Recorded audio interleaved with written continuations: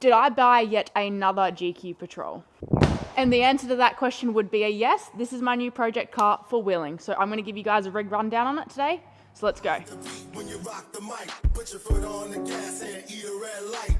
Ride the beat when you rock the mic, put your foot on the gas, make a left, go right. Ride the beat when you rock the mic, put your foot on the gas. Okay, so a few of you have probably seen this car on my other social medias like Instagram and TikTok, and you also would have seen it in our most recent episode at Black Duck Valley. So this is the new ute that we bought. It's going to be a wheeling car, and we've bought it knowing that it needs a little bit of work, but I thought I'd show you its current setup and sort of talk through what we're going to be doing to it to make it a wheeling machine. Now, when we first got this car, it did come with no bar on it. The first mod that we've done to it, which you've probably seen already, is we did put a Starcrete Industry bar on it, and also a winch straight away, because we did take this for one wheeling event to sort of see what needs to be fixed on it and what needs to be changed. So if you want to get yourself a nice GQ bar, Starcrete Industries is where we got that one from. So the old girl is a TD42 silver top.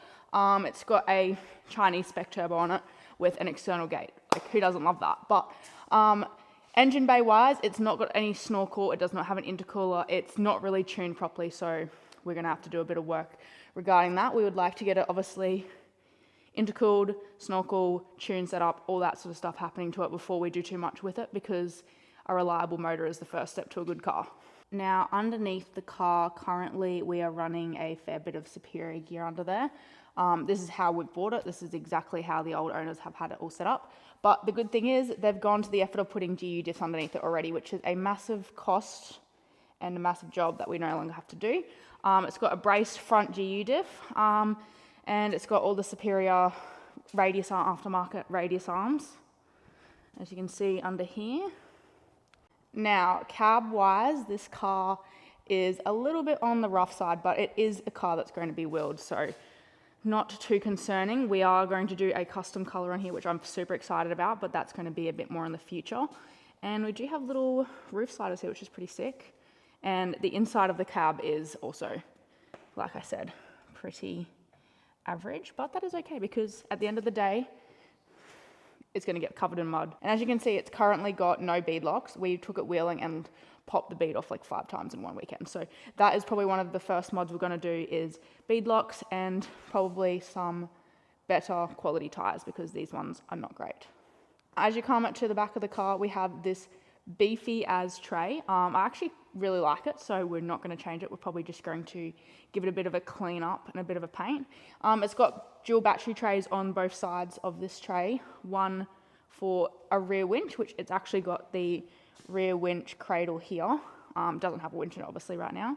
And then the other side's where the engine bay battery has been relocated to. We also do have some rock sliders on it already, but we're thinking of upgrading them to something slightly stronger, and also matching scrub rails. Now, it does have a triangulated 4-link in the rear, which is great and all, but the shocks and coil setup that's currently in it is not working for that, because it's got so much flex that the coils constantly fall out and it's bottoming out the shocks constantly. So we're going to get some custom shocks made up for it, probably some more flexy coils and also limiting straps to try and deal with that issue, because even with coil retainers, the angle that they come out of it still manages to dislodge it, which is insane. As you can see down here, we've got some bracing along the chassis, which is awesome.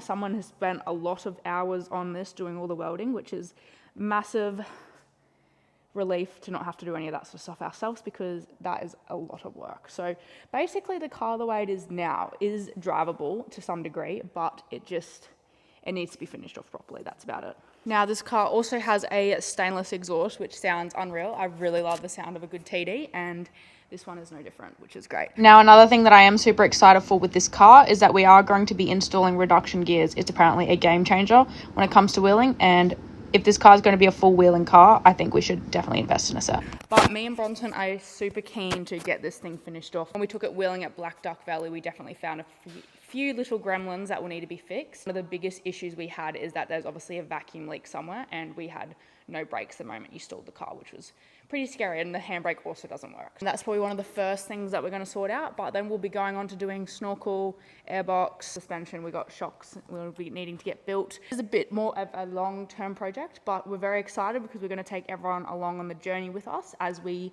hopefully turn this into a wheeling machine. But if this is something that you're interested in, definitely subscribe, because we'll be cracking into this by the end of this year. So if that's something you're interested in, like and subscribe, and we'll see you in the next episode.